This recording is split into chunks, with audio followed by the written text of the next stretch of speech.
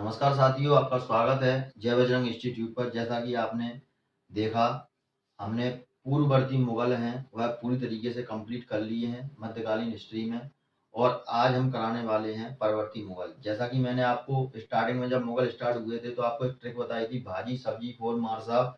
तो उसमें अपने आधी ट्रिक कंप्लीट कर ली है, यानी कि पूर्ववर्ती मुगल कंप्लीट कर लिए हैं। अब हम कर रहे हैं परवर्ती मुगल, और परवर्ती मुगल में तुम्हारी आधी ट्रिक रह जाती है सब्जी के बाद और मार साहब। तो यहाँ पर क्या है, बा से क्या हो जाएगा, बहादुर शाह फर्स्ट, जिसका नाम मुअज्जम भी है और शाह आलम फर्स्ट भी इसको बोलते हैं। इसका कार्यकाल कितना है, 1707 से लेकर 1712। इसके बाद जे आई से हो जाएगा तुम्हारा जहादर शाह, और जहादर शाह को लंपट मूर्ख के नाम से भी जाना जाता है। इनका कार्यकाल कितना है, 1712 से लेकर 1713। फर्रुखसियर, जिन्हें घृणित कार्य के नाम से जाना जाता है, इनका कार्यकाल 1713 से लेकर 1719। इसके बाद रफी उद्दौला या रफी उद्राज के नाम से जाने जाते हैं, 1719 तक ये सीमित रह जाते हैं, इन्होंने कोई महत्वपूर्ण कार्य नहीं किए हैं। इसके बाद मोहम्मद शाह आते हैं और यह 1719 से लेकर 1748 तक शासन करते हैं। इसके बाद अहमद शाह 1748 से लेकर 1754। आलमगीर द्वितीय 1754 से लेकर 1759। आलमगीर फर्स्ट के नाम से किसे जाना जाता है, कमेंट बॉक्स में आपको ये बताना होगा, क्योंकि मैं पिछले वीडियो में सारा का सारा बता चुका हूँ। इसके बाद शाह आलम द्वितीय 1759 से लेके 1806 ईस्वी। अकबर द्वितीय 1806 से लेके 1837 ईस्वी। आपके लिए एक क्वेश्चन और है कि छोटा अकबर के नाम से किसे जाना जाता है, इसका जवाब भी आपको कमेंट सेक्शन में देना है। इसके बाद बहादुर शाह द्वितीय हो जाएगा, जो जफर नाम से कप्तान लिखता है, इसलिए इसको जफर नाम से भी जानते हैं हम, 1837 से लेकर 1857। अब आप बोलेंगे कि इनका कार्यकाल याद कैसे करें, तो जब मैंने मुगल स्टार्ट कराए थे तब मैंने इनका फोन नंबर निकाल कर बताया था, मुगलों का, पूर्ववर्ती मुगल का, परवर्ती मुगल का। तो वही नंबर आज हम दोबारा निकाल कर आपको बता देते हैं। जैसे आप यहाँ पर देखें 1707 से लेके 1712, तो यहाँ पर अंतर कितने का है, 5 साल का अंतर है।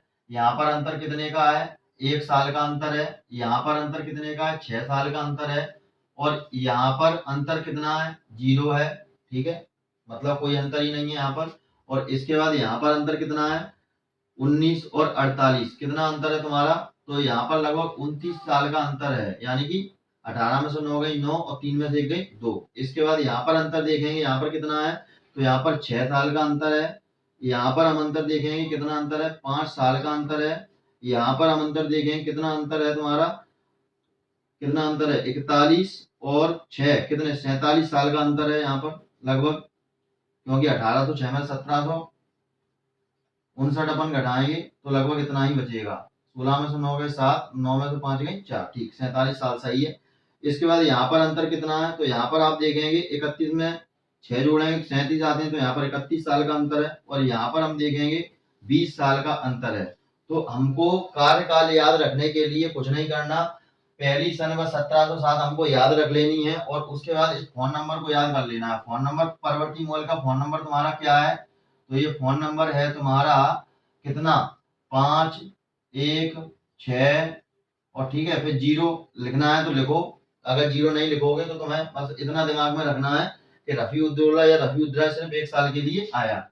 इसके बाद फिर यहाँ पर 29, और फिर तुम्हारा 6, और फिर 6 के बाद कितना है 5, और 5 के बाद है तुम्हारा 47, 47 के बाद 31, 31 के बाद 20। तो तुम्हारा फोन नंबर क्या हो जाएगा, 516029 47 31, 29 6 5 47 31 20। इस अगर फोन नंबर को आप याद रखते हो और ट्रिक को याद रखते हो, ट्रिक क्या थी, भाजी सब्जी फोर मार साहब।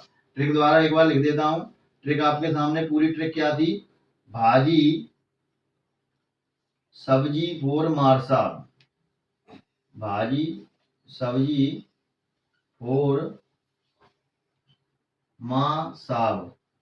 तो यहाँ पर वही ट्रिक पूरी लिखी है, यहाँ पर वही ट्रिक पूरी लिखी है, आप देख सकते हैं। तो बा से क्या हो गया, बाबर, हुमायूं, अकबर, जहांगीर, ठीक है, शाहजहां, औरंगजेब। और फिर इसके बाद तुम्हारा क्या आ जाएगा, बा से फिर तुम्हारा बहादुर शाह, और बहादुर शाह के बाद फिर क्या आ गया तुम्हारा जहादर शाह, जहादर शाह के बाद एफ ओ से तुम्हारा क्या हो गया, फर्रुखसियर। आर से क्या हो गया, रफी उद्दौला या रफी उद्दराज।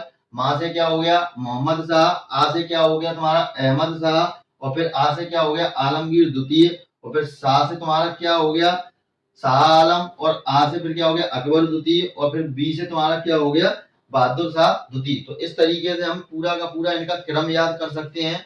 अब आप इनको नोट कीजिए, फिर आगे के पॉइंट में आपको कवर करवाता हूं। अब देखिए, पहला हमने डाल लिया मुअज्जम, शाह आलम और तुम्हारा बहादुर शाह फर्स्ट। तो इसके बारे में अपन जानकारी लेंगे। इनका शासनकाल जैसा कि मैंने आपको बताया 1707 से लेकर 1712, 5 साल तक इन्होंने शासन किया।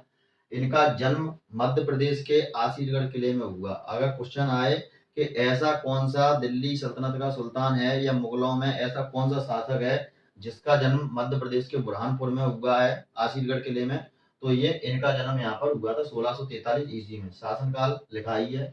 इसके बाद इनके पिता कौन है, तो पिता औरंगजेब हैं। उपाधि इनको साए बेखबर और सच्चा बादशाह के नाम से भी इनको जाना जाता है। मराठाओं के साथ इनके मधुर संबंध थे। कैसे कि जो इनके पिता थे औरंगजेब, तो थोड़ा अपन मराठाओं के बारे में देखते हैं इधर। तो मराठाओं के बारे में देखते हैं। सबसे पहले आते हैं तुम्हारे शाहजी भोंसले। कौन आते हैं? शाहजी भोंसले। और शाहजी भोंसले का तुम्हारा पुत्र रहता है शिवाजी, और शिवाजी की पत्नी रहती है तुम्हारी ताराबाई। और इनके जो पुत्र होता है, शिवाजी के 2 पुत्र होते हैं। एक पुत्र होता है तुम्हारा राजा राम, और एक पुत्र जो तुम्हारा होता है उसका नाम है तुम्हारा संभाजी। और संभाजी की पत्नी रहती है यशुबाई। और इनके जो पुत्र होता है उस पुत्र का नाम है तुम्हारा साहू जी। उस पुत्र का नाम क्या है? साहू जी। ठीक है। और राजा राम का जो पुत्र रहता है उसका नाम है शिवाजी सेकंड। अब क्या हुआ था पिछले वीडियो में, जैसा कि मैंने आपको बताया था कि शिवाजी जो होते हैं, शिवाजी किसके साथ, जो जयसिंह होते हैं, जयसिंह कौन, तुम्हारे सेनापति होते हैं किसके, औरंगजेब के, उसके साथ क्या कर लेते हैं, संधि कर लेते हैं और 15 किले दे देते हैं। कितने किले दे देते हैं? 15 किले के लगभग इनको दे देते हैं। फिर भी क्या होता है, औरंगजेब शिवाजी को बंदी बना लेता है और इनकी क्या कर देता है, हत्या कर देता है। इसके बाद क्या होता है, संभाजी आते हैं और संभाजी को क्या करते हैं, संभाजी को बंदी बना लेते हैं और यशुबाई को बंदी बना लेते हैं। कौन बना लेता है बंदी? औरंगजेब। और संभाजी के गुरु रहते हैं, जैसा कि मैंने आपको बताया था, संभाजी गुरु कौन थे? कवि कलश। कौन थे? कवि कलश। तो संभाजी के गुरु कवि कलश को बंदी बना लिया जाता है और साहू जी को भी बंदी बना लिया जाता है और यशुबाई को भी बंदी बना लिया जाता है। कौन बनाता है? तो औरंगजेब इनको बंदी बना लेता है। तो अब यहाँ पर क्या होता है, जो बहादुर शाह आते हैं तो मराठाओं के साथ दोस्ती जाहिर रखते हैं और कहते हैं कि हमारे बाप ने तुम्हारे साथ क्या किया या तुम्हारे बाप ने हमारे साथ किया, वो सब छोड़ो, अब अपन एक दोस्ती की मिसाल कायम रखते हैं। तो ये क्या करता है, साहू जी को रिहा कर देता है, जिस वजह से इनके मराठाओं के साथ संबंध स्वीट हो जाते हैं। इधर राजा राम का बेटा जो शिवाजी रहता है वह छोटा रहता है।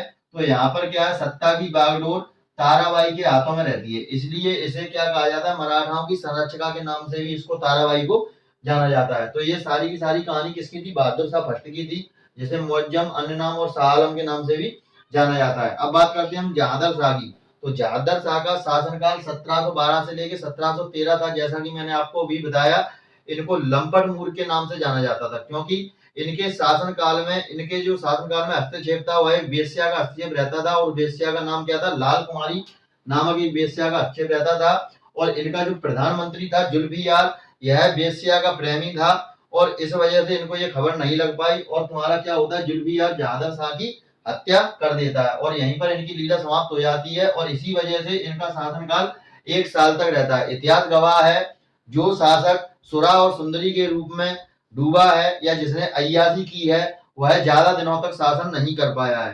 तो उम्मीद करता हूं आपको आज का वीडियो पसंद आया होगा। अगले वीडियो में हम आगे के शासकों के बारे में चर्चा करेंगे। तब तक के लिए जय हिंद, जय भारत।